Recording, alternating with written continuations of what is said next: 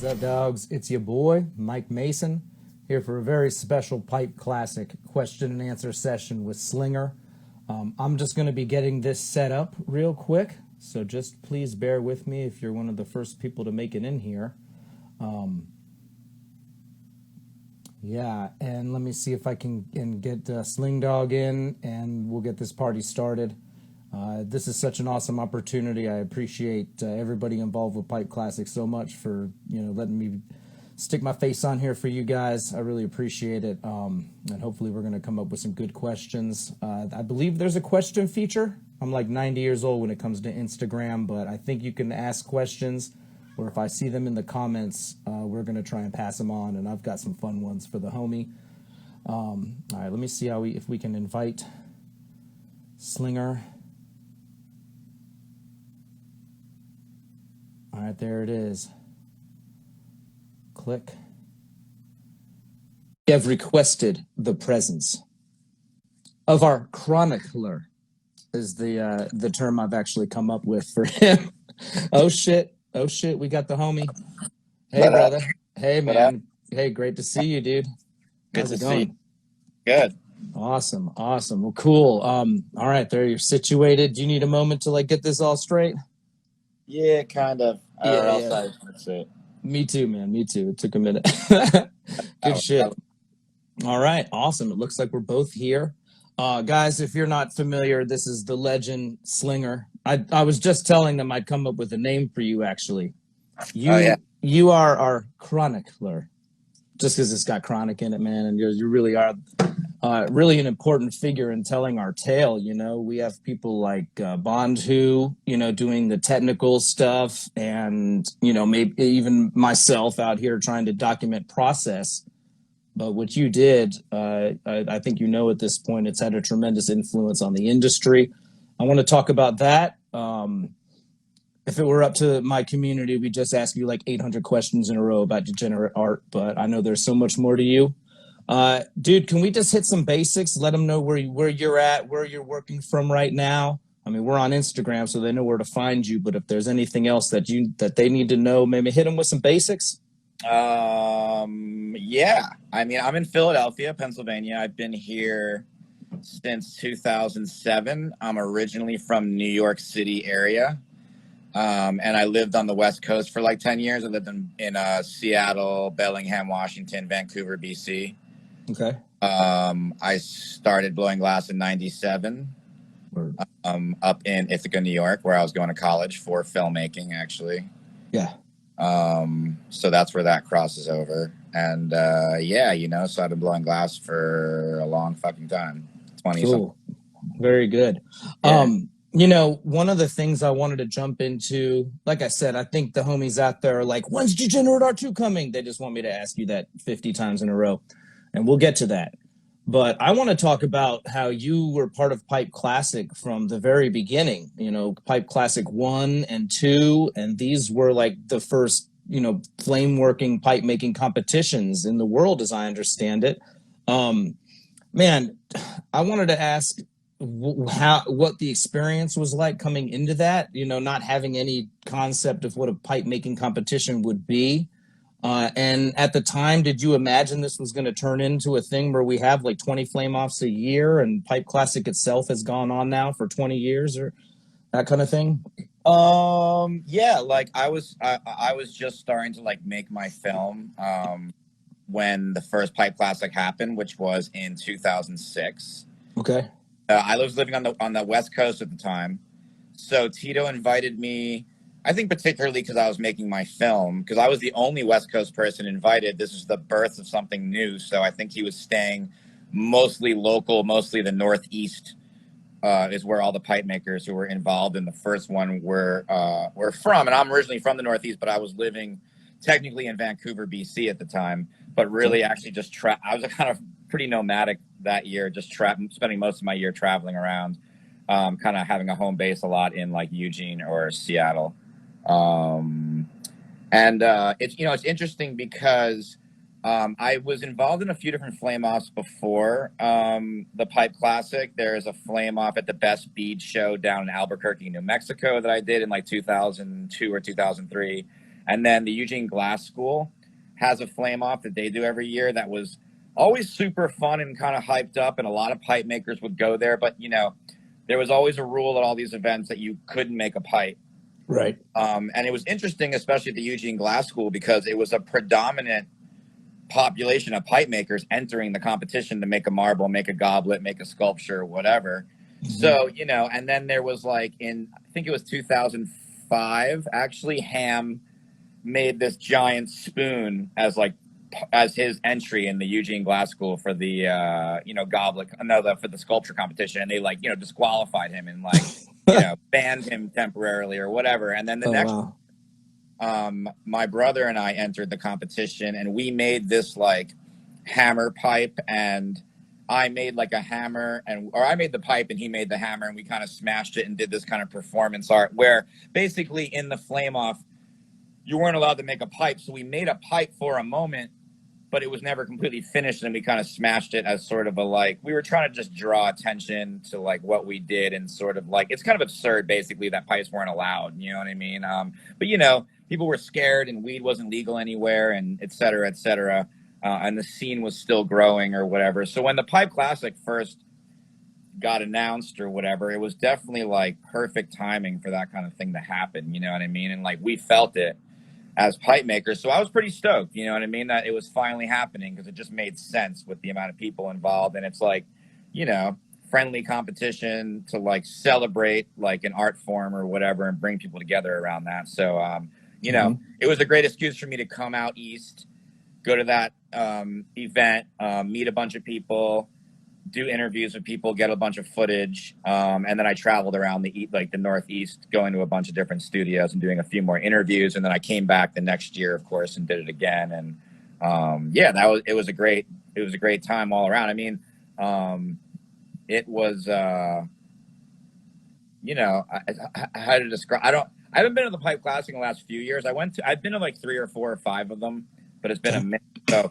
to totally give you the perspective of completely how it's changed, I'd have to go again to tell you. But it was really felt very family. Tito rented a house, and we were all camping out and cooking meat on stick in the backyard, and just kind of wiling out or whatever. And so it was he was super on it when it came to the rules of the competition. I got it day one. He was very into it being fair and really sticking by rules, so that everyone was on the same page of what it was or what the deal was. There was no I don't know. It was definitely there was a part of the competition that was definitely kind of serious. There was serious prizes involved, and and that was cool. But at the same time, there was the other side of it. We were also having a lot of fucking fun. So you know what I mean?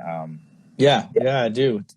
It sounds a lot like when I got to film in 2019, and the house where everybody would go and stay, and the meals, and it sounds like the heart of it was already in place from the beginning. That's awesome. It's a little silly, but I'm interested in some of these granular details. What were the prizes those very first years, and what did you get? I think you took Glassblower's Choice in Pipe Classic too. Is that right? Yeah. At GTT, I think sponsored it from the beginning and was giving out all right, their big ass whatever model it was at the time, the Python or the Ninja or the whatever, you know what I mean? So, the torch was worth thousands of dollars. So it definitely felt you know what I mean? From the beginning, it was you're going to win something pretty damn cool. There was definitely an incentive to try. You know all right. Very cool. And, Now that we have some viewers here, I wanted to give everybody a minute to file in. But I do want to say, like these companies like GTT and Moodmats, these sponsors who help make this possible, I want to take a moment just to shout them out real quick. And very specifically, Magic Mann CBD, who is sponsoring this Q&A and making this one possible by pitching in. Man, I checked out their website. Yo, it's awesome. They do like CBD, wedding catering, all sorts of products. It all looks awesome. So if you guys are into that sort of thing, if you find that beneficial, check out Magic Mann. And it's right there pinned up on one of those, a pinned comment here on Instagram. I'm not very good with Instagram, yo. You actually answered a few of like the next few questions that I had coming up already, but I did want to kind of delve into them a bit because yeah, there's like Pipe Classic 2 at least in Degenerate Art. I was trying to figure out what years they were based on who was in it and everything. And that was something I was curious about is where you were at in the process of the film, or had it even been conceived yet? Now that I know it has, I'm very interested to know, like, when exactly did you come to the notion of this? Was there a moment where you were like, I'm doing it kind of thing?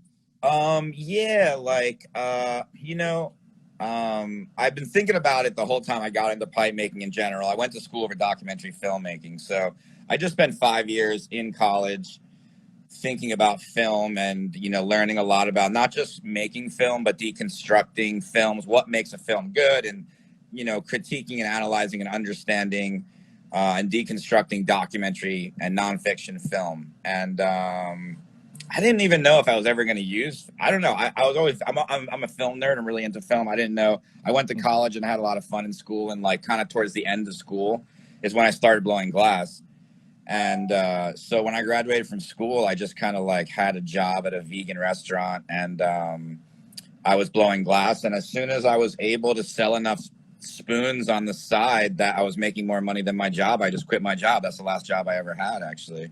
Nice. And then, from there, like, it was just like, I was trying to live like a lifestyle of like, I was really into fish. I did like the fish tour. I used to go to raves a lot. Like, I just didn't want to work a normal job. I wanted to be able to do my own thing. And I was like, kind of in that economy of like weed and growing weed and selling weed. And so like glass pipes and going to the lot and that kind of thing. And just hustling. And so glass pipes kind of fell into all that. And then like, I remember around 2002, 2003, I had moved from Seattle to Vancouver, and I started using the internet more. And I started using, like, there was the glass pipe, the original glass pipe forum, it wasn't even a glass pipe forum. I think it was a pipe forum, the pipe makers board. It was like a message board. I forgot what it was called back then. I don't know what it's called now, the lamp workers chat forum. It went through different incarnations. I think it was called for a while. I haven't checked it in many years, but I moved up to Vancouver, and I was actually blowing glass by myself for a little while. And I was like, I just moved to another country, and like, I didn't know that many people. And so I started using the internet and shit like that to communicate. And I remember starting to like get heavy into that forum and meeting other people through that forum. And I remember on that forum around 2003 or something, I made a post, started saying stuff like, we need to make a movie. Like, we need to like, I started mentioning it online, and then like around 2005, I got really serious about the idea. To be honest with you, part of it came from, I was a little bit frustrated with where I was in my life and a lot of different levels. My glass blowing, I was a little bored with it, honestly. I felt like I hit a ceiling of like, I didn't know what I wanted to do next with my glass. And like, I was just kind of like struggling to motivate to make it to some extent or another. And like, just wasn't getting the same satisfaction I was getting out of it. I was thinking about quitting, to be honest with you. I didn't really know what I wanted to do, but one huge influence, honestly, was I'd seen this documentary about graffiti called Style Wars, and I saw that movie around 2002, 2003, and the way they kind of like took graffiti and put it into this sort of more serious, even dare I say academic light of sort of like, seeing it as a really interesting subculture. And sort of like, it just kind of gave me perspective on the subculture. And I kind of like saw the power, as someone who's like studied documentary film, I saw the power of propaganda basically, and the power of this film to take a subject like graffiti, which a lot of people would just kind of like rule it out as just vandalism and something kind of negative or destructive in society, and to really put it in this really interesting light, both artistically and culturally. I kind of felt like if someone or if we could do that with pipe making, it would give it a little more of a like future, because I was basically wondering where I was going in my future. Like Operation Pipe Dreams happened, and I thought to myself, like, as you get older, you kind of like, you want more security. You want to think what you're doing has like a somewhere it's gonna lead to or something. And like, I felt like I was working hard, but not like I was broke all the time. So there just was no, and then like, so I basically was like, you saw these companies that are like, they're trying to live the American dream, Jerome Baker or whatever. They're like coming out with this cool bong and they're selling tons of bongs and they're making money. And then the government's shutting it down. So you're like, well, what, how far can this really go? Like, you know what I mean? Mm-hmm. Like, is there what am I doing with myself? You know what I mean? I started to go through all sorts of different thoughts on different layers and levels, definitely entered all sorts of self-reflexive things in my life and whatever. And then, so I kind of got to a fuck it point of like, I just need to make this film. I need to give like a voice to myself and these people. They need to like have a voice. And like, film is the most powerful medium in the world. It really enables people to have an uninterrupted, say into the world. And this is like, still in the beginning of the internet. We didn't have social media yet and stuff like that. So I really felt like pipe making was a like, underrepresented culture, very invisible culture that no one knew about it. You know what I mean? If I was out in the world and I tried to explain to a stranger, even someone who smoked weed, what I was involved in, they just had no reference point for it. You know what I mean? Sure. There was nothing to like, and you're trying to explain it to people and tell people about your buddy's pieces and this guy and that guy and how sick it is. And you're just moving your hands around and talking and no one's really saying. So I felt be visual, and it has to like, my idea became, let me try to like take the voices of the members of this culture and assemble those voices into a document. You know what I mean? Which is what I learned in film school. Basically, I took ideas I learned of like, I didn't want to make a film where it was like just me telling you how it is, where I'm constantly narrating and just telling you my perspective on things. I wanted to interview people and kind of take excerpts from those interviews and piece them together into a story, you know what I mean? And then just add a really interesting visual on top of that goes with it, and kind of build the story from Bob Snodgrass all the way to like Buck, basically, who was one of the newest guys in the scene at the time when I was finishing the film. So I started filming in 2006.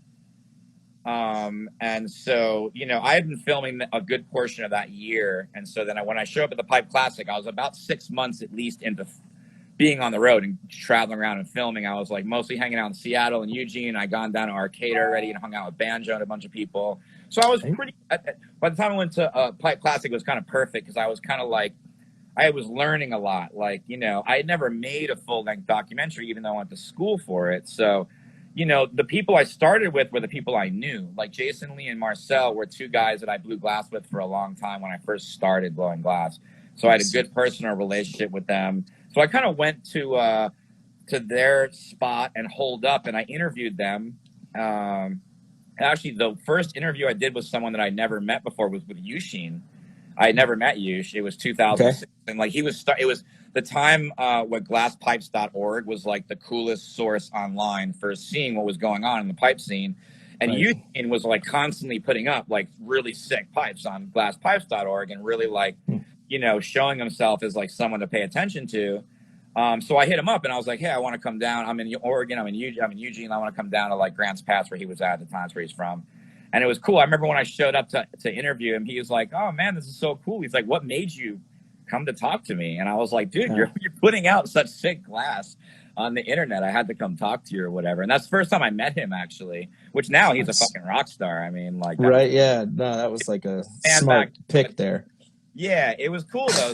Like, honestly, like I ended up traveling around and hanging out, meeting people for the first time, getting to know people better, reconnecting with old friends, meeting lots of new friends. That whole trip, even just that one particular year, that rejuvenated my love of pipes. Like I went from being a bit depressed and a bit like, what am I doing, to like, like feeding off the energy of everywhere I went, of the people I talked to. They were excited that someone showed up to talk to them, that someone gave a shit. You know what I mean? Like, that's awesome. So it was interesting. And I just kind of like, it was something that every time I talk to someone, they're like, you got to talk to this guy and you got to talk to that guy. And like, all of a sudden this project was this project that seemed like it was never ending. You know what I mean? Like Sure. 2006 ended. I was like, I still got all these people I got to talk to. 2007, 2008. Now I'm still trying to like make a living on the side, making pipes, doing shit, doing my, you know, my thing. Yeah, of course. So like it took me a long time. I went through a roller coaster of emotions. Like I made the film between 2006 and 2011. So it was a good 5 years of on and off working on the film. And I went through a roller coaster of emotions of like, I had like 200 hours of footage without editing a single thing. And I was like, what the fuck am I doing?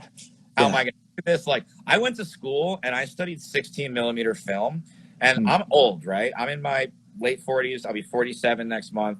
And when I graduated school, I studied, we didn't use computers when I went to school. I didn't use the internet. Wow. I didn't use a laptop. I used word processors to write my papers. I didn't edit any video on a computer. I didn't know anything about computer video editing or computer filmmaking at all. I actually studied 16 millimeter film. So when I was in school, I actually bought 16 millimeter rolls of film and put it in these old school cameras that they used in World War II.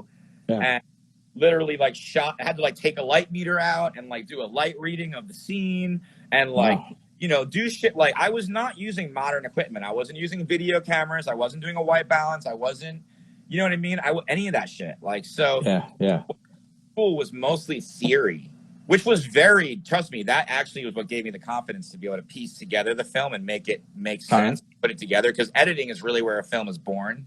Sure. But I had to learn a lot about video production. So like I fucked up. I had lots of bad shots, lots of bad interviews, bad shit. I had to go back and interview Jason Lee and Marcel again because those first interviews sucked. And like I learned as I went, and I went back and redid those and stuff like that. Like I remember one of the best interviews I did with Bob Snodgrass. I was standing. We didn't know each other very well, me and Bob, at all. We had kind of maybe like crossed paths and met, but barely. And I'm from New York, and he's like from Eugene, and like you can hear right now, I'll just talk. I'm a talker. I love it. I got things to say. I'm a thinker, you know. And so I approached Bob, you know, to interview him and stuff. And, you know, at that time, it's like, I haven't made any movies before. And no one knows really, I'm a guy who makes pipes, but like, who is this guy? And what is he trying to do with this footage? Like, no one really totally knew. So, you know, I would go, you know, I felt very privileged to have Bob's time. And he was selective about letting me into his space, you know what I mean? And he wasn't just like, here, hang out for days and do whatever and just live here. He was like, I'd show up, I'd interview him a little bit, and he'd be like, all right, I'm kind of busy now, you got to go. And I'd be like, okay, you know, cool, thanks, man, you know. And I remember this one time, one of the very first times I went to interview him, I went a few times.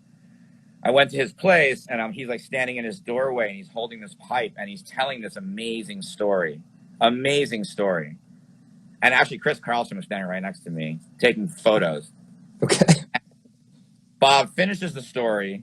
It was like the most amazing story I ever heard him tell. And I couldn't believe I was getting on camera. And he finishes the story, and he turns around, he walks back in the house, and we're like standing outside the house. He was like in his doorway, and Chris looks at me, and he goes, "Wow." And I looked down at my camera, and I hadn't been recording at all. Dude, I've been there. Yeah, I've been there. And like, you know what? I didn't know Bob that well. So I'm not going to be like, hey, buddy, can you tell me that story again? Yeah. Or like, Take two. Yeah. I didn't, to this day, only Bob would even know this story is if he watches this broadcast. I've never told him this before because I didn't want to insult him. I didn't want to be like, hey, I like fucked up. Like I didn't press the record button. I thought I was so nervous, or not nervous, just like, I don't know. I was excited listening to it. Probably got ripped first. You know what I mean? Probably smoked weed. Like I didn't press the fucking record button. It happens, man. I lost 11 minutes of a Yushin demo one time during that, you know, and I was just like, I felt like the dumbest motherfucker alive. But it's, you know, if you film 500 clips, it's, you know, one of these times your finger's going to slip and hit the button. It's no big deal. Don't beat yourself up about it. But I do want to hear that story. Can you give us a quick synopsis? I don't even remember. Okay. I don't remember. Right. All I know, it was one of those stories that when it ended, it was like, holy shit, that's it right there. Like, I don't even edit it. I just put that in my movie. That's the Bob Snodgrass.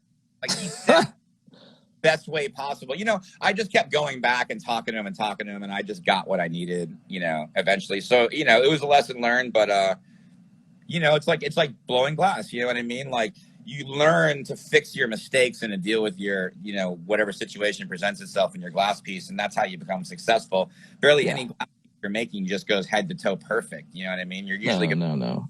compensate for a situation. Somehow your handle breaks or something cracks or who knows, whatever. You know what I mean? Right. Yeah, no doubt. You got to touch the stove and then you don't do it again, kind of thing. Okay, man. It's been a minute because we've been talking, but there were like 5 people who simply are dying for more information about a really specific thing you were involved with. I had one of these pieces, the Fuck Your Crew Okay. FYC joints. Yeah, I had one of those tubes, man. It was actually, guys, like one of my favorite pieces. I actually like patinaed it. Oh man, I went deep with that. So I'm very familiar with what they're talking about and why they want to hear more about it. So, dude, could you tell us a little bit more about the origin of that whole venture? I mean, it was kind of basically a collab series, almost a sub brand that was kind of created by JP of Toro. Mm-hmm. And he actually made a few FYC pieces before I think me or Snick got involved at all. Okay. You know, time just we were just good friends and through the pipe scene or whatever. And, you know, I had the sandblasting thing and Snick was doing this electroforming thing, which sometimes we would bring together as well. And JP had this perfect canvas of these tubes he was putting out. So it just kind of came together of like, we just enjoyed working together and putting our art into these pieces. And JP came out with the whole FYC Fuck Your Crew. That was his. Okay, gotcha. And I thought it would be funny to take the Starbucks logo and make her giving you the finger or something like that. Because that was a time I was doing a lot of remixing things. Like I made the Assault Girl image and was just like doing a lot of culture jamming, pop culture shit. It was like a fun thing to do, to take like pop culture logos that you're inundated with constantly and like remix them around and make them funny or weird or different or counterculture or whatever. You know what I mean? Like kind of steal them and just make them yours and shit. Like, you know. Yeah, I love it. So yeah, it's just like kind of a fun thing. Like I think we might try to do some more stuff at some point or whatever. Oh man, yeah, I know some people are going to be happy to hear about that. Now, speaking, what's that? I just saw him at the fish shows in Atlantic City. Oh fuck yeah, very nice, excellent, hell yeah. Now speaking of the Salt Girl and some of these other reclaimed images that you've done, man. I remember one time I was out in Colorado Springs, man. Me and the homegirl Carrie were checking out like a random park. There it was on like a power post, the Salt Girl. I was like, oh shit, Slinger's been here. Or somebody who got one of your slaps. And it was a random question I wanted to ask, but I was like, do you know how many cities are repping your art on the streets? Or I honestly, I pack a lot of orders for like my merchandise and stuff, so I see it going all sorts of crazy places, and it still like totally blows my mind, actually. Word. I actually got arrested a couple years ago in Brooklyn for I actually went to jail. I got taken to jail for putting up. What? All right. The story just went gold or whatever. I really paid my dues with this shit. Actually, it was hilarious because I was in Brooklyn. I wasn't even like, let me tell you, I've been to cities before where I've had a stack of stickers on my pocket and I've been like purposely like, I'm going to put a lot of stickers up. I've done that before. And I've done that in New York before, but this wasn't that situation. This is the hilarious thing is there was this big graffiti art show happening in Brooklyn called Art in the Streets or something like that. I forgot the name of it, but it was this huge graffiti art show with like all the biggest names in graffiti in some huge rented space in Brooklyn that was up for a bunch of months that I wanted to go see. So me and a bunch of friends went and rolled through this huge art show. We walk out of the art show. We're standing in front. There's a whole bunch of people. And there was all these stickers like all over the place. You're in New York, you know what I mean? They're all on the poles. Yeah, of course. I saw this. There's this artist, Rhyme, graffiti artist. He had some art in the show, and one of his stickers was on the pole. And I was like, damn, there's a Rhyme sticker. I was like, I want that sticker. I wanted a sticker that was on the pole. And then I was trying to pick the sticker off, and I couldn't get it. And then one of my friends was with me, and she had longer nails, and she's like, I'll help you get the sticker. So she picked the sticker off. And then I had one sticker in my pocket, and I was like, oh, shit, I might as well put my sticker in its place. So I put my sticker in its place, walked around the corner to my car, got in my car. We were about to smoke some weed in my car. I actually pulled out a jar of weed. My friend pulled a pipe out. We packed a bowl. There was 4 of us in the car. All of a sudden, squad cars pull up. like a van pulled up, undercover cops. They jump out, some in uniform. They're like, "Yeah, cops" or whatever. We're like, "Holy shit!" We like throw the weed. We hadn't even started smoking yet, but we like hide the weed. I'm thinking they see us like packing a bowl or something. I don't even know what's going on. Then they look in the car and they have me and the girl, the lady, get out, and they handcuff us and they take us down to the precinct. And they say they saw us, they saw her take the sticker, and they saw me put up the sticker, and that's what we got in trouble for, is vandalizing or whatever. Oh, wow, no shit. Yeah, I was, New York.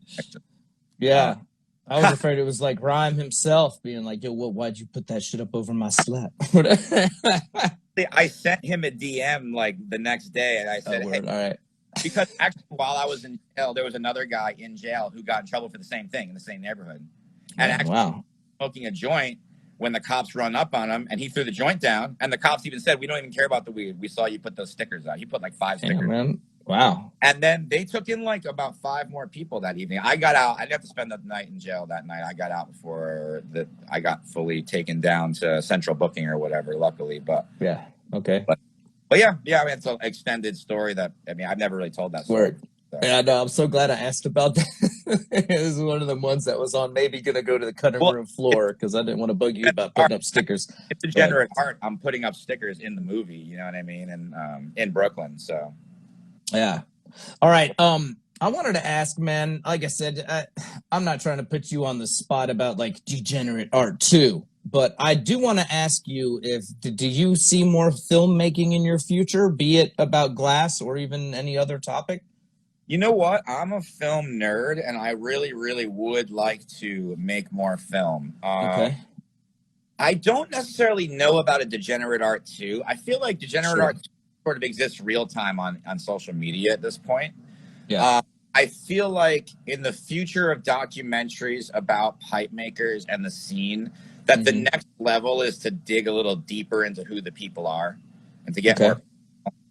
So I technically am sort of involved in a film, which my buddy, Dan Collins, who's a friend of mine from film school that I brought to he's the editor of Degenerate Art, actually. Yeah, we've met. Cool cat. He's a fucking awesome dude. So I helped push him into making more movies and films about glass pipe making, because actually, you know, we reconnected when I moved back to Philly, and I was a couple years into Degenerate Art. We reconnected, and I was like, "What are you doing with yourself?" And he's like, "Oh, I make documentary films. I work for this." He worked for like a PBS type thing, and I'm like, "Oh shit! Well, that's what I'm trying to do. I need you." You know what I mean? And you know, so that was a great adventure and a great collaboration, because he knew nothing about pipe making, and I was like from the streets of pipe making, and so we got together to make something that could have the street credibility, but also reach a wider audience where it could appeal to someone that maybe didn't know much about this and is finding out for the first time through the movie. You know what I mean? Like, oh, I do. Yeah. So he, you know, I've been talking to him, and he's worked on some projects. Like, he did some work with Marcel, and I think he's done some stuff for the Michigan Glass Project. But I've been telling him, you know, we have to get more personal. Like, that's the next thing. That's the next, like, if you want to you can make a movie and be like, oh, there's dabs now, and there's rigs, and there's, you know, you have to ask yourself, well, what would you make another movie about? Like, what has happened? Or like, you know, okay, there's new people that blow glass now that are like really cool and are really good at it. And like, for sure, those people need to be like highlighted and talked about, but what's the real story? You know what I mean? Like, you know, sure.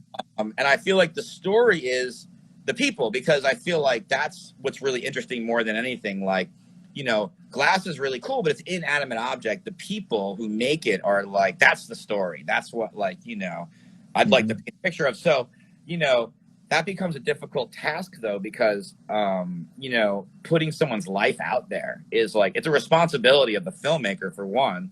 You know what I mean? Yeah. And then, you know, there's so many different people's stories to tell. And like, you know, like I'm saying, I think some of the most interesting shit is the more personal shit. Like, for instance, someone who raises a family and is a pipe maker. What's the conflict there? Is there a conflict? You know what I mean? Like, between having kids, raising a family. I mean, weed's becoming more legal, so things are becoming different now, where you're allowed to, you can maybe more actively explain to your kids, hey, like, this is what I do. And like, it's actually, hey, I live in Oregon, it's legal, or whatever. You know what I mean? But, you know, I always was interested in, like, you know, I mean, a good film is going to have conflict in it. It's going to have some, you know, it needs to have something. You know, like, for instance, in my film, the whole part about Operation Pipe Dreams, I think that's what actually made it successful, sort of, I actually remember when I was making my film, I was actively trying to find more people that didn't like glass pipes or thought it was bad or wrong or had something bad to say about it. That's actually Okay. kind of the way I used Mickelson in the movie, Yeah, admittedly, yeah, was not as a bad guy, but I needed to show the counterpoints or counter argument. I needed to, sure. you know, and that's part of my motivation for making the film was going to Eugene Glass School and going to the gas conference and then being like, oh, you're a pipe maker? Oh, you know what I mean? And I was like, all right, Yeah. cool. I need to capture that attitude. Like I've been given this attitude by other glass artists, even, let alone people in mainstream society. Really, other glass artists were actually pretty pretentious and about it. And like pipe makers were always this like lowbrow, like, you know, hippie like guys, you know, coming in the back door, and they're like, you know, I don't even know what everyone's thought about us was, but you know, you go to the gas conference and like everyone's talking about how can we make the fine art world take us more serious as glass artists, and the hippie, and then we're just like smoking weed, trying to like, yo, I'm trying to smoke this sick ass Sherlock right now, you know what I mean? Like, Yeah. there was just all sorts of disconnects, you know what I mean, or whatever. But you know, I do. Behold, we're the ones who made it to Netflix first, actually. If I can, Right. like, Yeah, yeah. No, props to Blown Away. I think that's a cool series. I watched it. It was fun and it's different and it's or whatever. But you know, I think what the strength of pipes was, what I always saw was the illegal part, the weed part, that fact that people felt different ways about it. I was like, and think about it as a cultural expression. As a cultural expression, that's what's interesting. Like making pipes didn't come out from a bunch of people that were like, hey, we want to be glass nerds and we want to play with glass. No, we were weed nerds. We were like weed heads. And we were like, yo, we love weed. And smoking weed is so awesome out of glass bongs and pipes. So like, boom, that's how we ended up here. You know what I mean? Like if smoking weed was really dope out of ceramic or clay or metal, I would be doing that. You know what I mean? okay. Like there's this cultural aspect to it. I think that makes it dope. And I think the aspect of it challenging, you know, being kind of illegal made it dope. There was people who rejected it because of that. Like Eugene Glass School was like, oh, we're scared. And gas conferences like, you can't talk and show pipes here. We're scared, or it's illegal, or wow, our funding will be cut. You know what I mean? There's always this kind of thing with these institutions. That was always there. They'd be like, well, you know, we wouldn't really mind or whatever. It's not that big of a deal, but like the funders, the people who come to our dinners and give us money or what they, you know, we don't know how they would feel. We don't know if they keep giving us money, you know, all this bullshit basically, which was always our strength. You know what I mean? And now the Corny Museum is like stoked on it and everything. It's great. I love it. I fucking love it. It's what we, yeah, for sure. Yeah, no, I studied film in school. The point of making films is propaganda. You're trying to sway people. You're trying to get, I basically was like, yo, I want to make a movie that is the opposite of demonizing paraphernalia. Like the world demonizes it. Let me say it's awesome. It's beautiful. I want you to feel like if you're a young person at the end of the movie, I want you to feel like you want to get involved. You want to do this. You want to blow glass. You want to try. You want to meet these people or like own one of these things. Like that's the vibe I was trying to create. You know what I mean? Or whatever. Of course. So yeah, and now social media is just pick that vibe up and like, you know, run with it. And it's great. I've always thought if everyone in the world could stand up and just be like, yeah, we smoke weed, it's all good, that weed would be legal. And that's what like the internet and social media allowed us to do. You know what I mean? I do. But yeah, it makes a lot of sense. There was a socio-political motivation behind me doing what I was doing. And like, you know, I was inspired by how films gave, like a documentary about skateboarding gave skateboarding validity. You know what I mean? Like other sports athletes probably felt about skateboarding how other glass artists felt about pipe making. They looked down on it. You know what I mean? Now skateboarding's in the Olympics. Sure. You know, but I'm sure like back in the day, other athletes were seeing people skateboard, young kids who probably had long hair and smoked weed, whatever, and they were like, "Oh, look at those degenerates." You know what I mean? We're real athletes. I play basketball, I play volleyball, I do this, I do that. You know what I mean? Like, totally, man. Yeah, absolutely. That's pretty. I like that. That was another. Yeah, you've answered like 6 questions that I had in the can just in some of these rambles. Answer shit. Yeah. Okay. I wanted to talk to you about some of your more recent collaborations that I've seen that are really cool. Kind of back to these images that you've been working with for years. The stained glass one, my girlfriend does stained glass, and we were both just blown away at the one you did recently with the mushrooms. and then neon collaborations. Is this something that you'd like to incorporate in your own work, or are you just trying to branch out and kind of work with others with some of this stuff? Well, even though I'm definitely considered a glass artist, I think it's good for artists to not necessarily be medium centric. And I think that really good art and interesting art starts with a concept. And then once you have that concept, you choose the appropriate medium to express it. You know what I mean? So, when the concept for me was smoking weed, pipes was the medium to express it, and I used glass, right? And then Mm-hmm. along that journey, I created the Morton Salt Girl with the machine gun, the Assault Girl or whatever, which was just me having fun doing this remix. And like the Yeah. motivation behind it was I thought the Morton Salt Girl was cool. I thought it'd be cheesy if I just put it on a pipe. And I was like, how can I like switch it up or mix it up? And like, I kind of felt like putting the machine gun in her hand. It was like kind of an obvious, overt symbol that I kind of felt like it sort of symbolized rebellion and the revolution. I felt like glass pipes, there's a revolution going on, a weed revolution. Sure. I kind of like had a vibe of like she was revolting, like she was walking off the salt can now into my arms. She was kind of Yeah. casually rebelling. And then uh, people really, I was doing lots of different design work because I got into Grawl and putting images on my glass. And then people really gravitated towards that particular design. So I felt like, let me put it on some t-shirts and see if the design can like kind of stand on its own.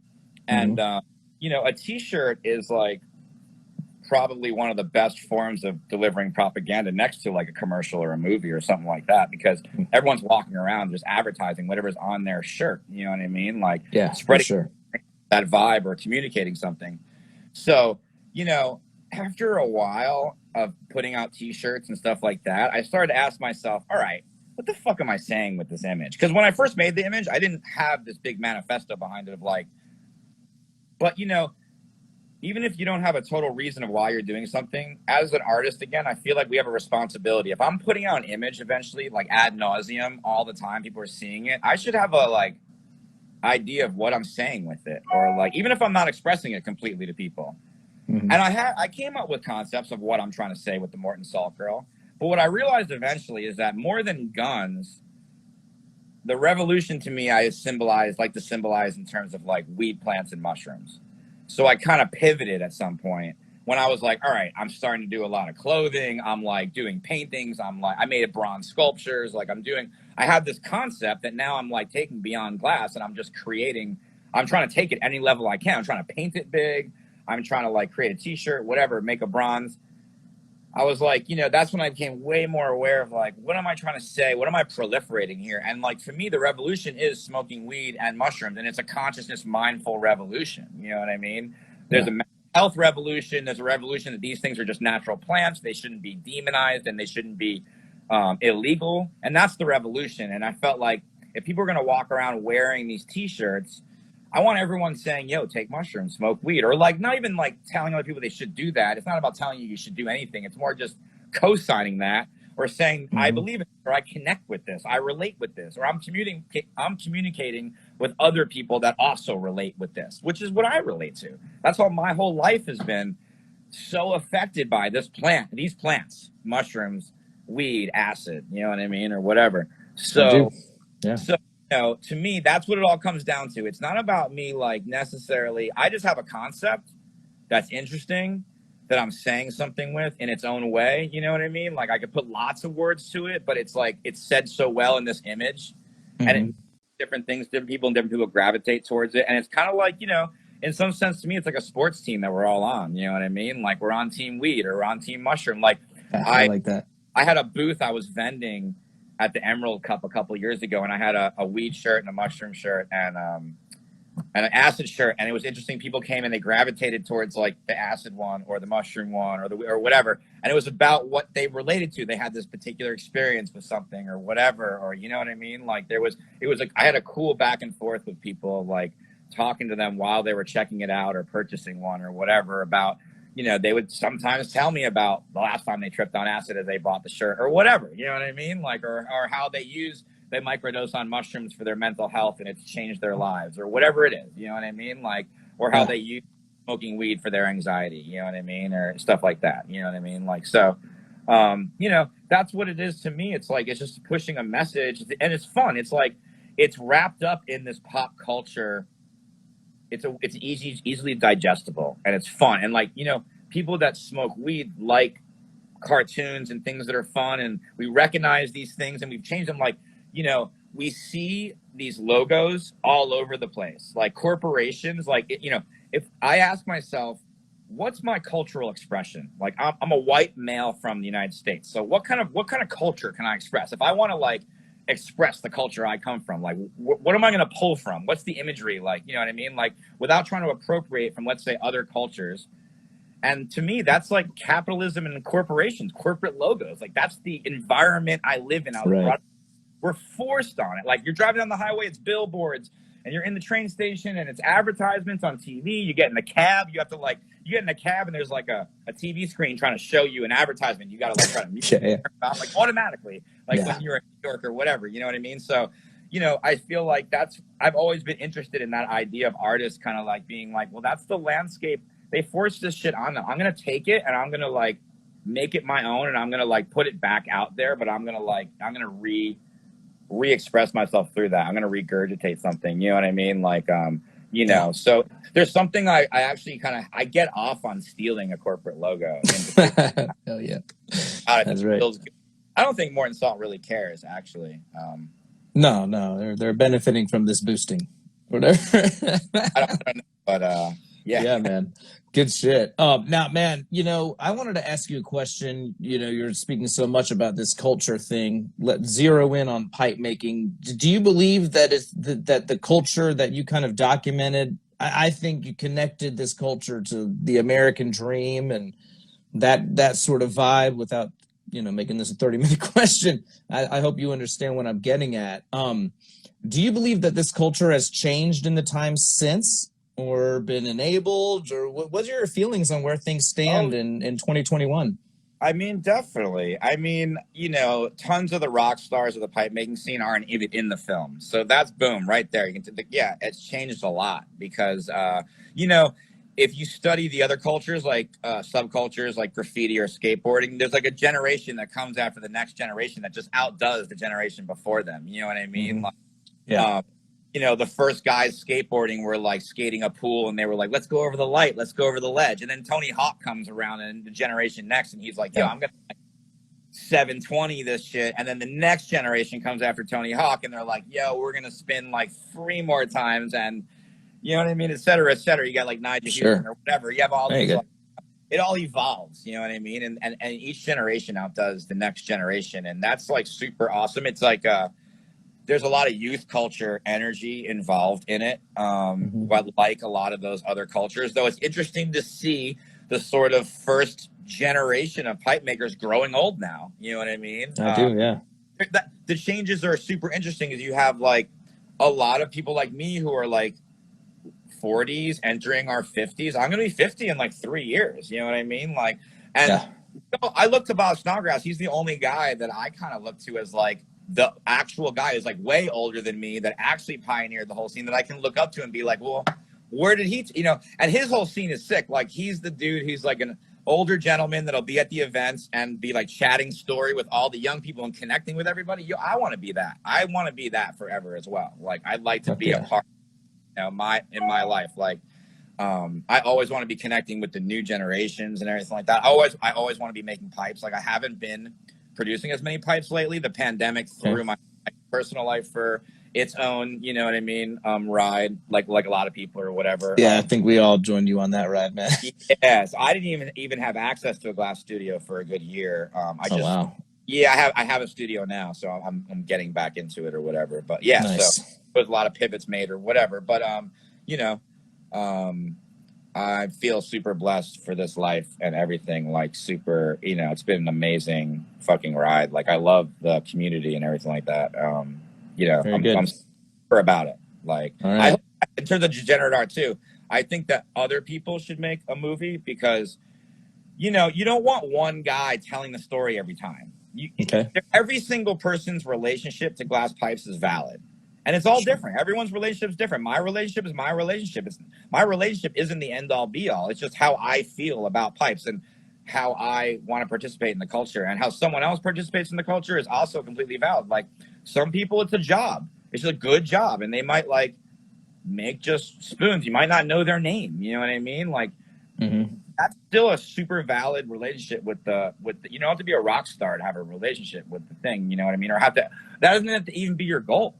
You know what I mean? To be like, hey, I want to be the next super cool guy who makes pipes that gets paid a lot or gets recognized or changes the game. That's a cool ambition. I think people should have that. But I'm just saying, like, there's tons of different relationships people have with glass pipes. You know what I mean? And they're all totally valid. All those stories can be told. You know what I mean? So I like to hear more of those stories and more about, you know, whatever, how it's affected people and stuff like that. So, and I'm always down to be a part of other people's projects for sure. If anyone ever needs help, advice, or whatever, you know what I mean, or want to be involved. I'd actually like to talk to you about this. I have, you know, I'm not going to take too long here, but I don't know if you're really zeroed in on what Emilio Santini did at VCU and how many incredible glass workers came out of that program, AKM, Rye. Right. Like so many of these cats on the East Coast came out with this Venetian basis, you know, that was kind of given to him by Toffolo. I have this movie. It's called The Virginia School. I'm not kidding about this. I really do. There are more stories to be told in this, you know, and that's one of them, in my opinion. I was in Virginia, so I had the opportunity to meet a lot of these people and, you know, interact with these incredibly talented cats. And at a certain point, I was like, wait a minute, Emilio, you know, kind of thing. So I think there's a story to be told there. Not to get too deep into that, but like I like that blessing you've given all of us to kind of carry the torch for you. If you talk to like Marcel, there was this guy named Brian Kirkfleet, who's an amazing lamp worker, not a pipe maker at all, up in the Northwest, and he influenced Marcel and Ezra and a whole bunch of Northwest glass blowers. Actually, like I think he's the one who taught Marcel about flat ribbon cane and stuff like that, and started kind of started on that whole tip back in like the late 90s or whatever. So, and you know, I went and took a class with Mickelson. That's how I started doing Grawl. And I was one of the first to bring Grawl technique into pipe making. I mean, other pipe makers took the Grawl class before me, but as far as I could tell, none of them had actually went back and really like invested in putting the technique into their pipe making work or whatever. So yeah, you know, Mickelson and all these guys, Sally Prash, actually the original guy that taught me how to make a spoon back in the day, had taken a class with Sally Prash at Cornell, and you know that was his major influence to be able to work glass and make a spoon, basically. You know what I mean? And like he was teaching me, and he would tell me about stuff that he learned from her. You know what I mean, or whatever. So yeah, there's a lot of those OG lamp workers that you learn about in Bandu's books and stuff like that that really like planted seeds in all these people that planted seeds in other people, and it just grew from there. You know what I mean? Like before the pipe making classes, you know what I mean? There was just you know, there was like a couple classes here and there, institutional classes with like Cesare. Cesare is another one that influence on pipe makers. Yeah. Hell yeah. I did want to take a question that I saw come in from the chat for you. They ask, how long were you making spoons before you stepped out of your comfort zone, started doing, I've seen some old pictures of yours on theglasspipes.org that are fucking sick. Like you were obviously exploring deep techniques very quickly, but yeah, how long did it take you to get to that point? Not very long. I mean, when I first started, I was just fuming silver. And I remember after a few weeks, I added gold to that. When I started blowing glass, like, this was before the internet, and I had like one guy showing me, and I had a Nortel torch. We had a kiln without even doggy doors. I remember we actually used to kind of hang stuff out the side of the kiln door. You know what I mean? Have it kind of propped open a little bit. But I remember it wasn't within 6 months of blowing glass, I was definitely making bubblers. Okay. I was making 2-piece pipes and bubblers. All this stuff was outside pattern. I remember the guy that taught me was just starting to try to do inside out. That was the new cool thing. Everyone was looking for inside out. I sold a lot of my glass on the fish lot. Like I went to so I started blowing glass in like the spring of 97. And I went to this fish show in the summer of 97, August of 97. I went to the Great Went Fish Show with like a gun case full of like one hitters and spoons and little things I made. And I sold them all. And I came back with a stack of money and I was like, I'm done. I quit my job. That's it. I'm a pipe maker. You know? And by that fall, I made a few bubblers and stuff like that. But even if I made a few bubblers, they probably were kind of janky, but I sold them. Right. They were okay. I don't know. I think back on that, they were okay. Who knows? You know what I mean? Maybe there was an issue with, but it was pretty simple work. You know what I mean? It was like outside pattern, gold and silver. You know, maybe a wrap and rake of a color. I wrapped a color. It wasn't super techie pattern work. And then that December, I moved to Seattle and I met Jason Lee and all these other cats and started working with them. And they were light years ahead of me. And they were way better and doing really cool, crazy inside out techniques. And I just wanted to do what they were doing. And I was trying to do what they were doing way before I was skilled enough. So I made a lot of mistakes. I lost a lot of work. I was very hungry quite often because I was like not staying in my comfort zone. And I literally was like, you know, homeless a lot, like couldn't afford rent on a place, living in the back of the shop, you know what I mean? Crashing on people's couches, like, you know, not eating well, like just like living like super starving artist lifestyle. But, you know, I was kind of built for that at the time. Like that wasn't brand new to me and my lifestyle. There was like, I had like done a lot of hitchhiking and kind of living on the road and doing fish tour and stuff like that. So like I used to do fish tour super broke with like no money, you know, living in a car and, you know, hustling on the lot and stuff like that. And, you know, showing up to a lot with like nothing, no money, no ticket, trying to get in the show, trying to like, trying to get a ticket, trying to get gas, all that kind of shit. So I you know, when I got into glass pipe making, it was a part of this culture that I was already involved in. So it all just kind of was a whole package. Like, you know, it's just like, you know, I used to make pipes to go to shows. Partly I didn't even look at it as a career at first, like, but it was also, there was a flex. Like I was trying to have fun. I was trying to make a cool piece. Like, but pipes just to me were cool. Like shit.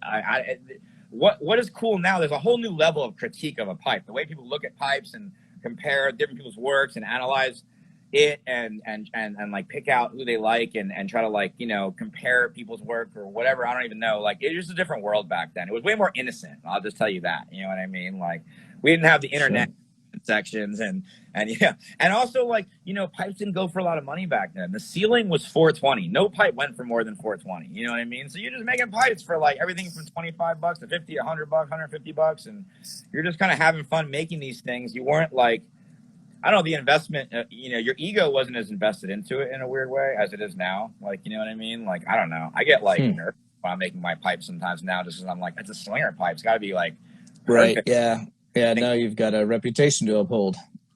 I mean, I don't even know. You know what though? I'm OCD, ADD, and I'm like really respect like the craft of glass making in general. So I want my shit to be clean as fuck, no matter what. You know what I mean? Like so, and I see other people's work, and I see the level it's at. And I'm like, damn, I gotta be at this level. You know what I mean? Like, But you know, I've always surrounded myself with really good artists, and that's been my success. Has been not being the best guy in the room and being with other people who can teach you something and like, you know, learning and you know, it kept me humble a lot because I worked back in the day with guys who were always the big names, you know what I mean, like around me, and they were all cooler than me and had bigger names. So I would come to the studio and go talk to them, you know what I mean, and it was great. I like being an underdog. I don't ever want to be, you know, I don't know. Sure, man. Well, I have a feeling some of them might say the exact same thing the other way around, like, I was thinking it was Slinger, you know, kind of vibe. But I like how humble you are about that.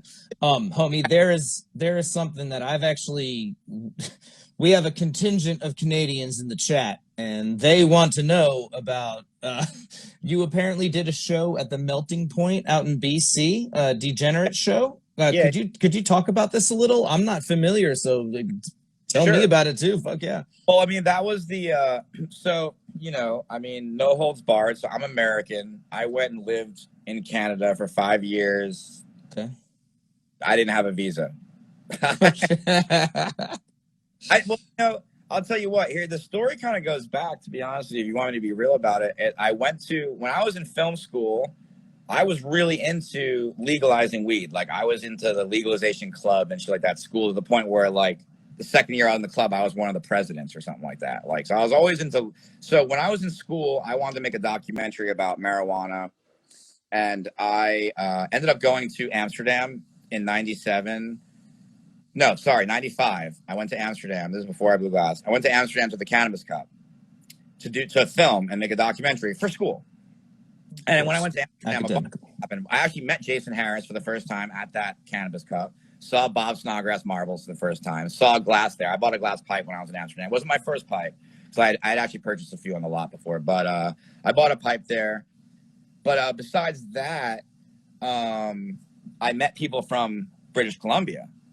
And they were like, yo, we're smoking weed like in the store in BC. We're selling clones and seeds and this, that, and the other. We've got cafes and we're letting you smoke weed there just like here. And I was like, wow. I was like, you mean there's a place in North America that's similar to like, because I went to Amsterdam to see what it was like to go somewhere and be able to legally smoke weed. You know what I mean? Like, I was just like so interested in that at the time. I was 21. So anyway, I heard about BC and BC stuck in my head. And when I first started blowing glass, a couple of my friends that had sort of influenced me moved to Seattle, and they invited me to visit them. And so I went and visited them. But when I visited them, I also really wanted to go to British Columbia. So I went out to Seattle. I met Marcel for the first time. I met a bunch of these dudes, Chris Dawson, Pedro. Ezra was the dude who invited me out. And then we rented a car and I drove up to BC. And I remember driving into the city for the first time. And there was like a rainbow. And I went downtown and I went to Mark Emery's Hemp BC, and he had like a cafe, sat down, and like he was walking around like throwing nuggets on people's tables. I couldn't believe it. You know what I mean? I was like, damn, this is the sickest shit ever. This is what I'm a fucking weed head. You know what I mean? I love smoking weed. My whole life, I was like, I just want to be able to smoke weed and have no one bother me about it. And now I was somewhere where they're like, you know, like encouraging you to do it. So at that moment, I was like, I want to live in BC one day. And then fast forward to a couple years later, I was on a fish tour.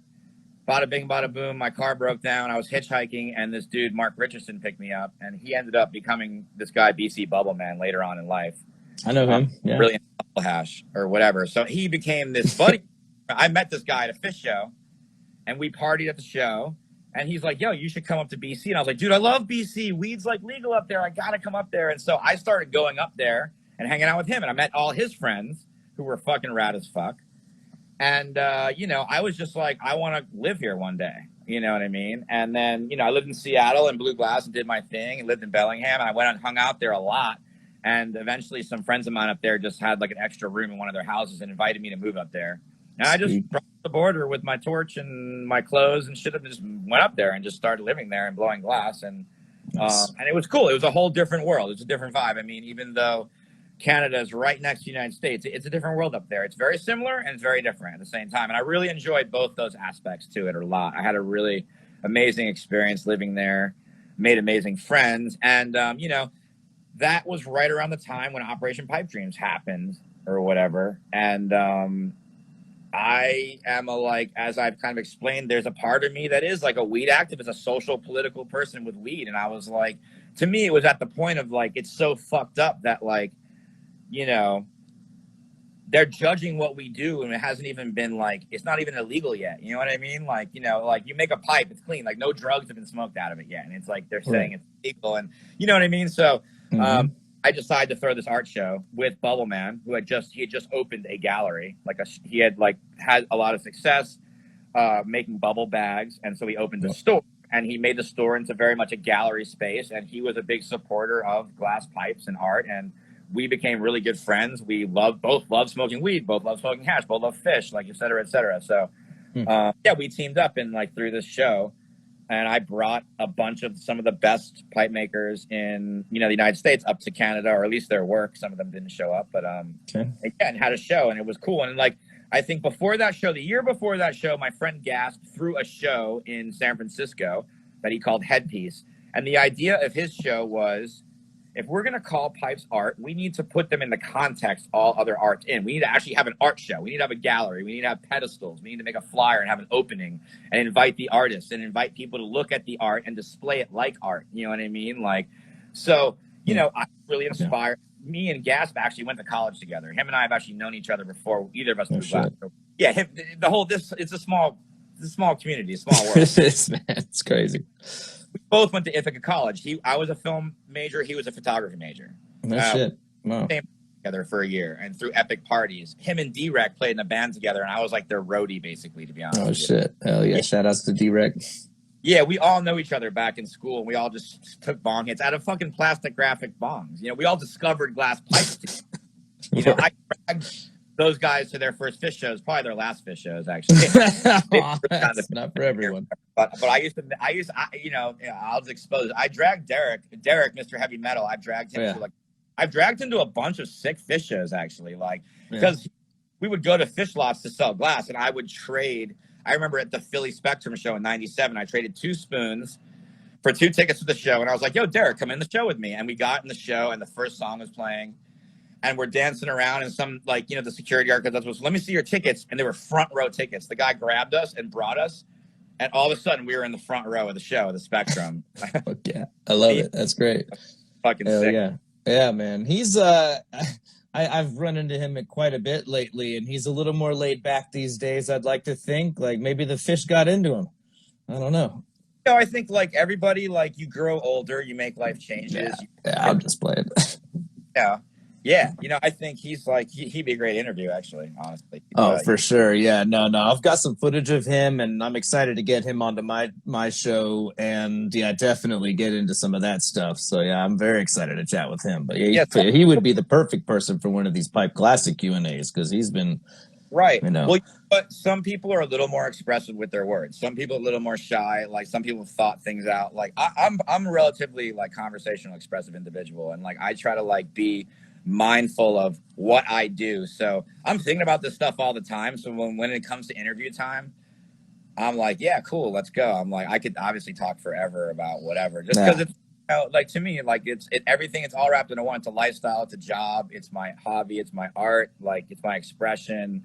You know, it's hard for me to take a vacation and not think about what I'm doing or pay attention to what everyone else is doing. You know what I mean? And I love it. It's great. I feel so blessed. I'm so stoked that I never had to get a real job, because for real, that was my goal from the very beginning.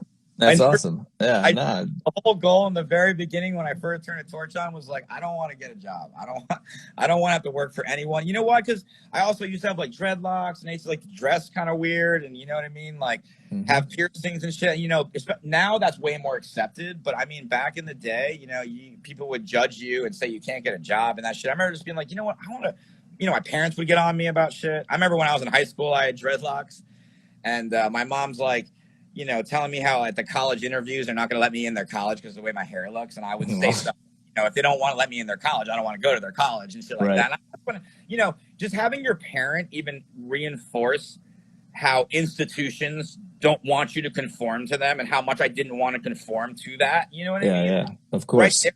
Just waiting for something like glass pipes to show up in my life. I was just waiting for it. Like, I knew it was there for me. I knew it was out there. And when it showed up, I was like, this is it. I could be creative, work with my hands, not work for the man. Boom. And I was ready for fish shows, and I was into the dead and that shit. So the whole hustle was like, it all made sense to me. You know what I mean? Like, when I first started blowing glass, there was no even head shop in the town that I was working. I didn't go to a store and, like, approach a manager and say, hey, would you like to try to sell these and double up on them and sell them?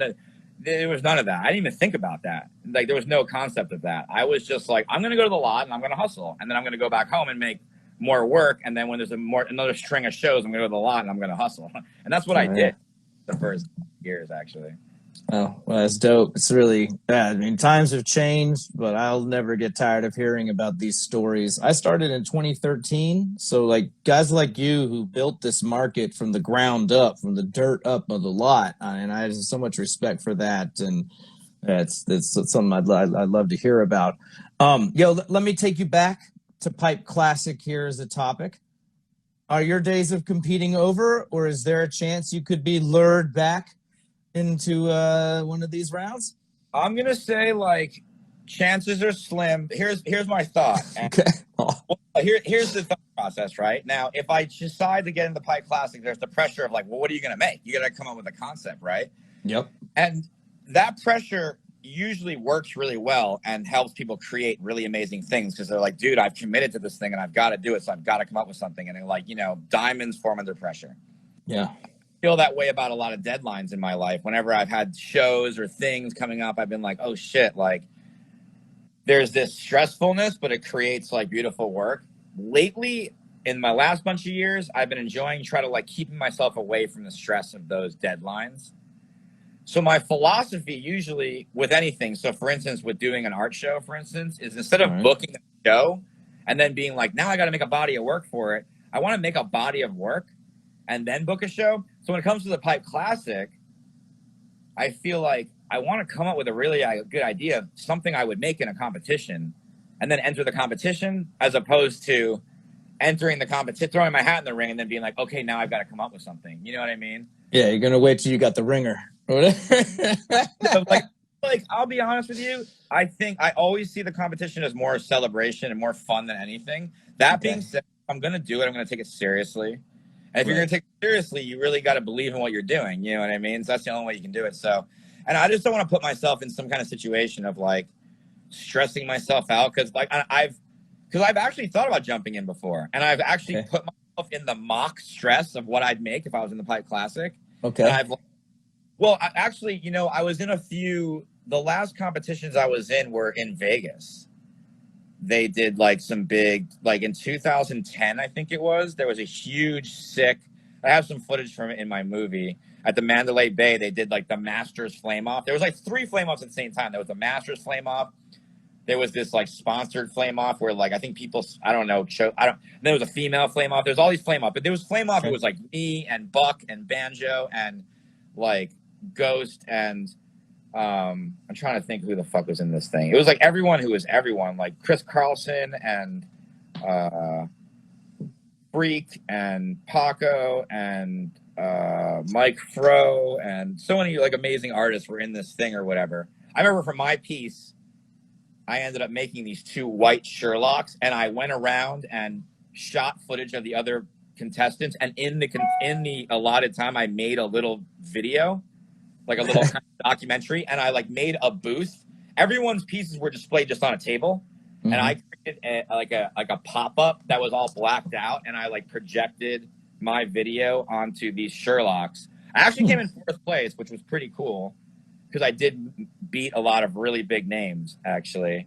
But I felt like I was ahead of my time with the project because I hadn't come out with Degenerate Art yet, right? And I actually used footage I shot from that in Degenerate Art. But that being said, I almost wish I hadn't done that piece, because if I did that piece, something like that now, I felt like it would kind of like it would make more sense. It'd be like, oh, Sling, the guy who made the movie, he like did this film during his competition. That was crazy. What a crazy piece. But I feel like, all right.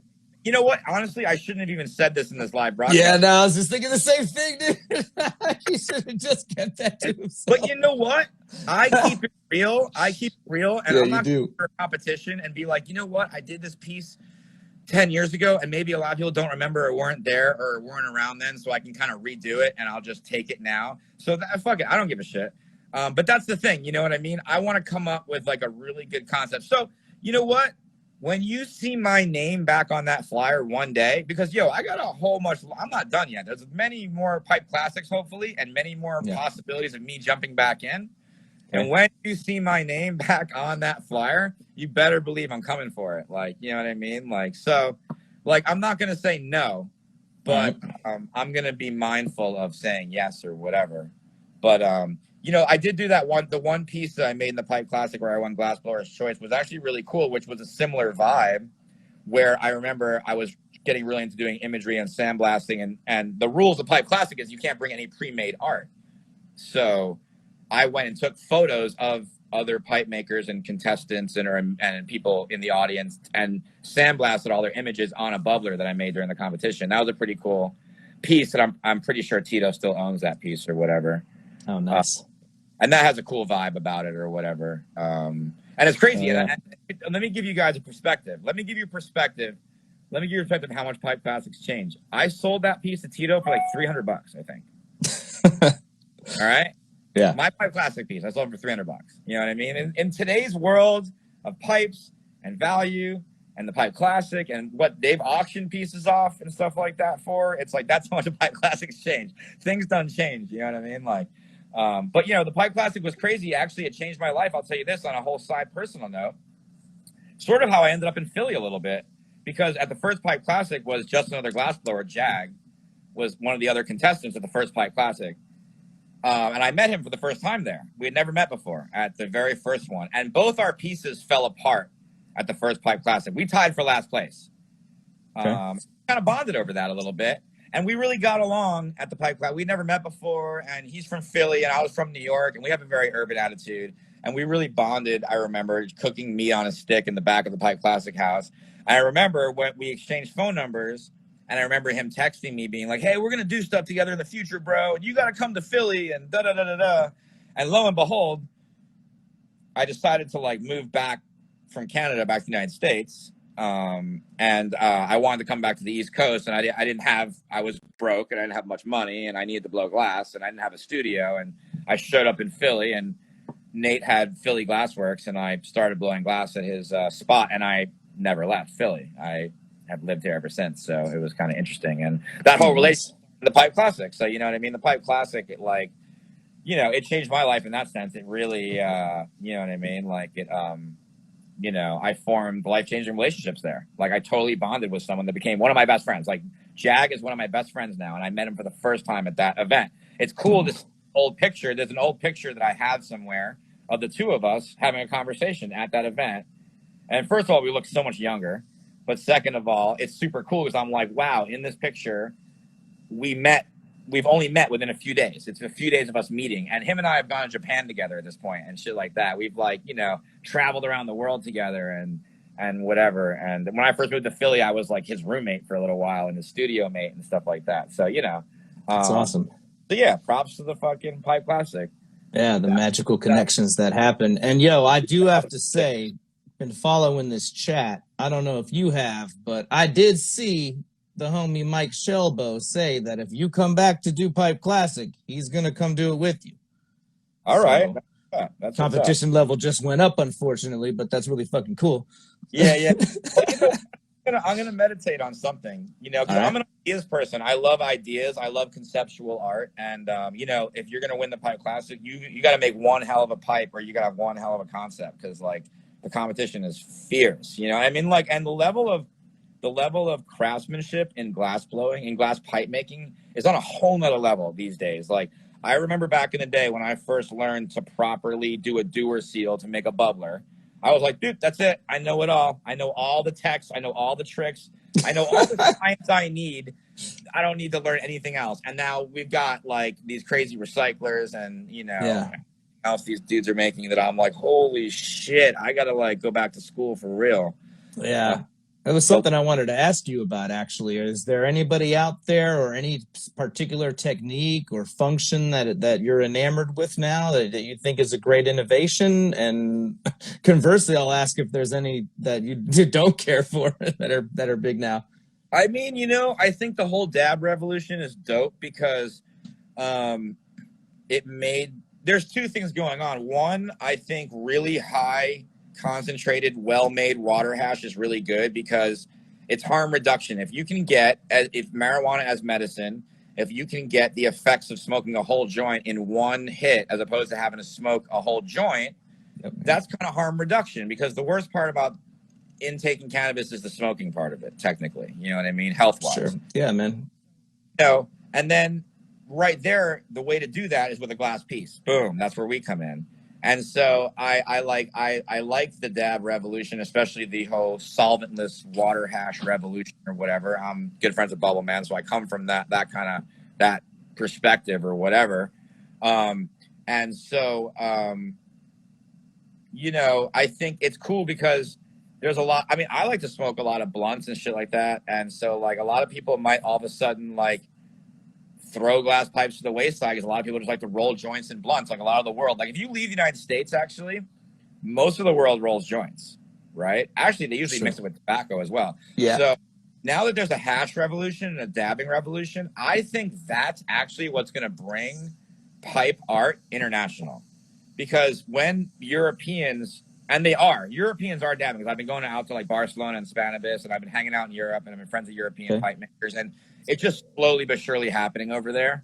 It's going to take probably a couple generations of young people to get into it, because it's the older people are still like getting their Moroccan hash and rolling a cigarette. You know what I mean? That's cult. You know, the United States is a very unique marijuana culture. You know what I mean? Compared to the rest of the world. But we influence the rest of the world. And fucking smoking water hash is the shit. So, I mean, they're going to figure it out. They're going to figure it out sooner or later. And then once they realize how dope smoking water hash is, they're going to need a dope piece of glass, and boom, you know, that's where, you know, American cultures come in. And then look what's happened in Japan. Like I've like, you know, personally witnessed the kind of little bit of the pipe renaissance of the Japanese glass artists, these Japanese workers who are really interested in what's going on here, really like start to make work and integrate themselves to the American scene and like really like, you know, bring like a whole cultural element into it. Like, you know what I mean? Just like someone with Rose Rhodes who does all the intricate dot work and pendants. That's so Japanese style of working, this intricate, patient, super detailed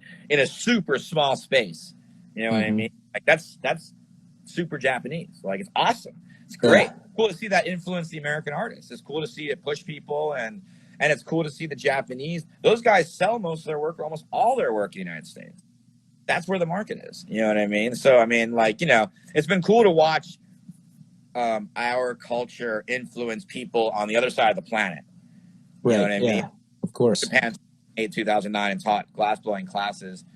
And, you know, a lot of these people, a lot of the guys who took my classes couldn't speak any English.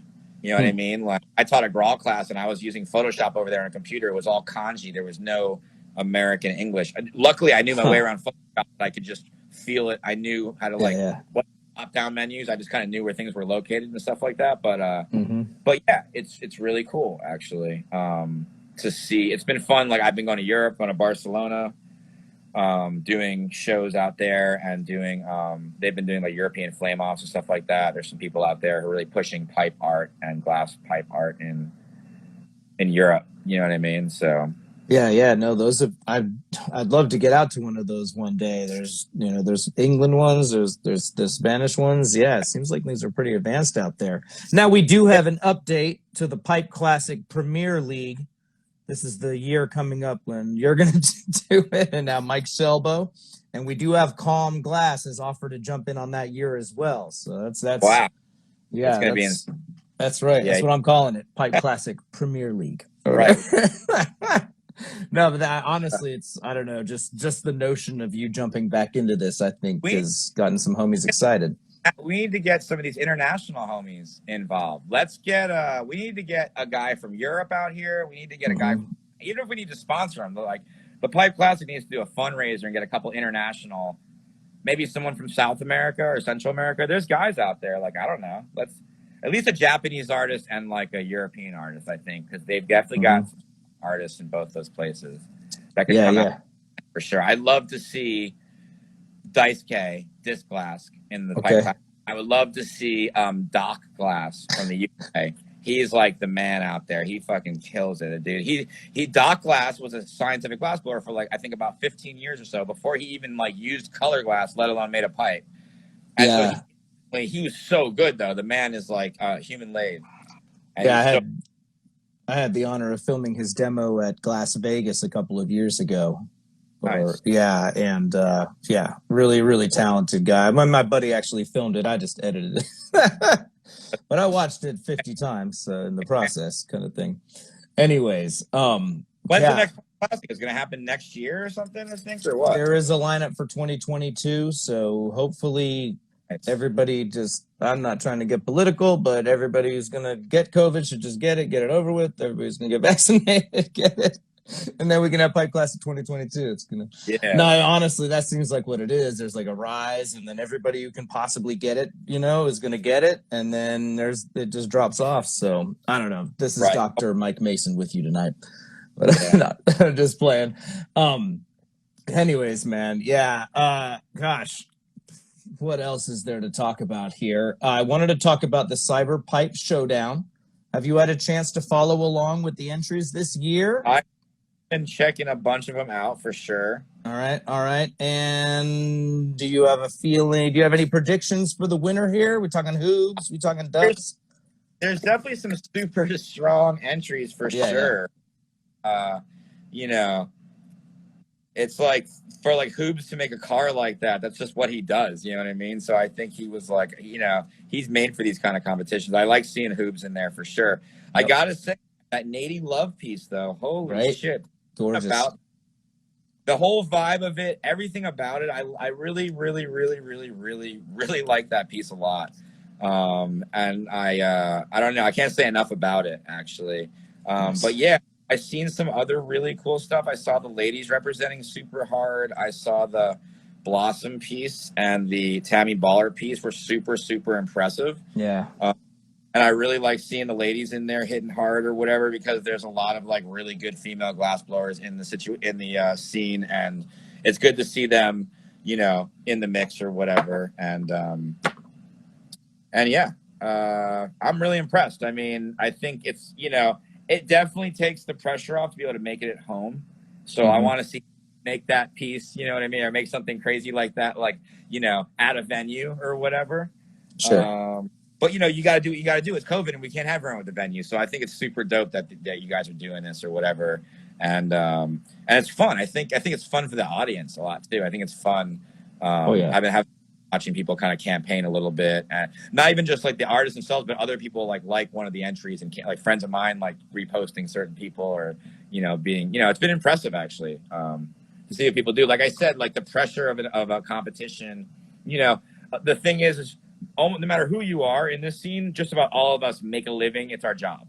You know what I mean? Whether you're the rock star cool guy or the production guy or whatever in between, it's a job. So the Pipe Classic gives you an excuse of more like, all right, this is not the job part. This is where I'm supposed to like be an artist or be a crazy craftsperson, or I'm supposed to really flex. And like, it's not about hitting a price point or hitting a market or making a custom for someone in particular or want something in particular. I'm trying to like really express myself and take it to another level. And it's a Pipe Classic, so it's like the amount of impressive pieces that have been made in the past, you're already kind of almost competing with all that. You're like, damn, like, you know what I mean? Like, am I get Yep. the whole thing? I've always thought with competitions, I'm always like, do you phone it in or are you really trying to win? You know what I Sure. mean? Of Like, course.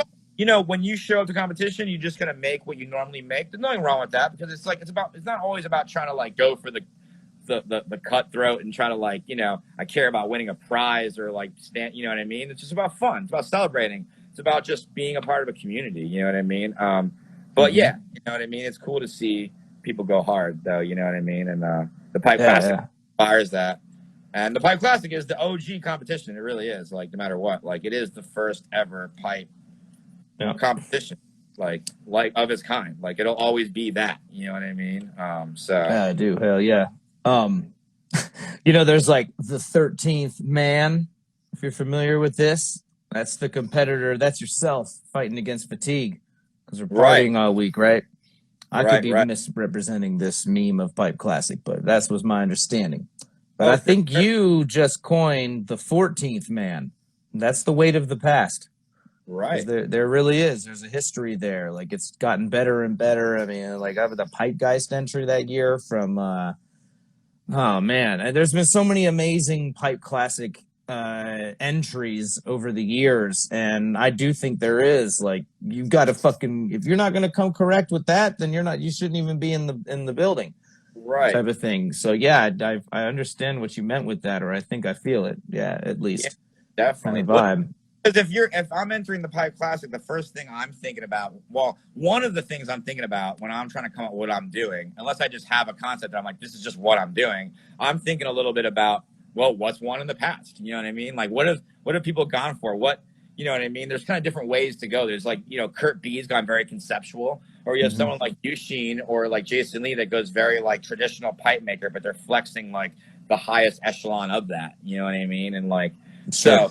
so there's a lot of kind of different routes you can take, you know what I mean, in terms of what you think the audience is gonna wow them, or like, you know, does a sculptural piece usually win each year, or does a conceptual piece win, or does a straight up bong or pipe or bubbler or rig win each year? You know what I mean? Like what seems to like, you know, Yeah, yeah, it's hard for me to say. Last year's the real last one, Serto took it with a very conceptual piece that had each individual. They had a row of pieces, all representing the different splash of the water, and I think that's where the business itself is probably headed.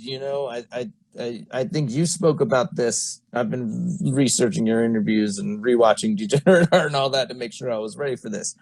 But you were talking about how people are about to start sinking or swimming, especially when that federal legalization hits. And I think people who have the strong concept, that type of thing that's marketable, that's brandable, and I don't know, I think that's also strong in competitions as well. That seems to be doing well in other competitions too. So just my thoughts. But right, like, how can you connect with your audience? You know what I mean? Whether you're in a competition or not, but how can you connect with your audience? So you never know.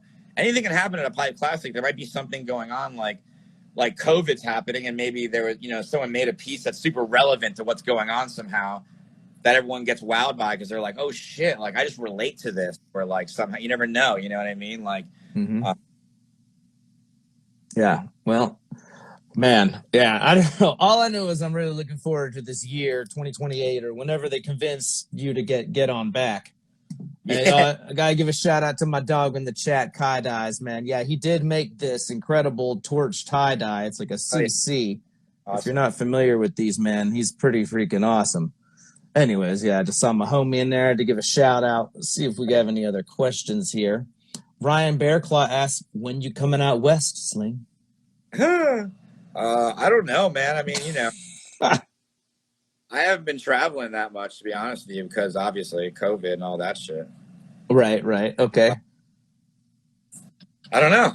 I mean, not till after the winter, probably. All right. Word. Sorry, West Coast homies. Yeah. Well, maybe I would go to the SoCal if I would go anywhere if during the winter, because I mean, I'm kind of a, I like it warm or whatever. But I need to. I mean, Bear Claw's in Eugene. I need to make it back to Eugene very badly. Eugene is the Mecca. You know what I mean? Props to Eugene, Oregon. I got so many good friends there. I love it. Very good. I'll tell you, we have people said, how was your time doing FYC? I felt like we touched the FYC thing earlier. If you want to give us any additional FYC anecdotes, you're more than welcome. I mean, I have no idea. Yeah, it was just I don't know. Yeah, I have nothing. I think I said it. Yeah, I feel like we touched on that pretty good. I don't want to leave anybody out there cold, though. So, no. Yeah. Phil Delic, you're going to have to roll back to the earlier part of the interview. Conversation. Yeah. Well, man, I tell you, dude, this has been a real pleasure. I think maybe we should probably wrap it on up. I want to go watch the bracket breakdown. In fact, that should be live right now, actually. Oh yeah. We went pretty long. Thank you so much for taking this time to talk to me and to talk to the Pipe Classic audience. This event for me it was like the white whale. I always wanted to cover it. I'd watched the movies. I knew how special it was. And then when I finally got out there, it was like, oh my God, I didn't even know what I was getting into. It's such an awesome and beautiful experience. And, filming 12 hours a day, just, pushing myself, I feel just as hard as everyone else. And all of it just added up to something beautiful. Tito is just one of the coolest people I've ever met in this industry. I want to give him a huge thanks for giving me the opportunity to chat with you and do this cool thing. Thanks to everybody who tuned in and dropped some questions. I really appreciate y'all out there. A huge shout out to Magic Mann CBD, who helped sponsor this episode, and a huge shout out to all the other Pipe Classic sponsors that provide incredible torches and support to do it all right, to really take this vision and heart that Tito puts into it and make it into something beautiful. And is just one of the most incredible events in our industry, and I'm just honored to be involved.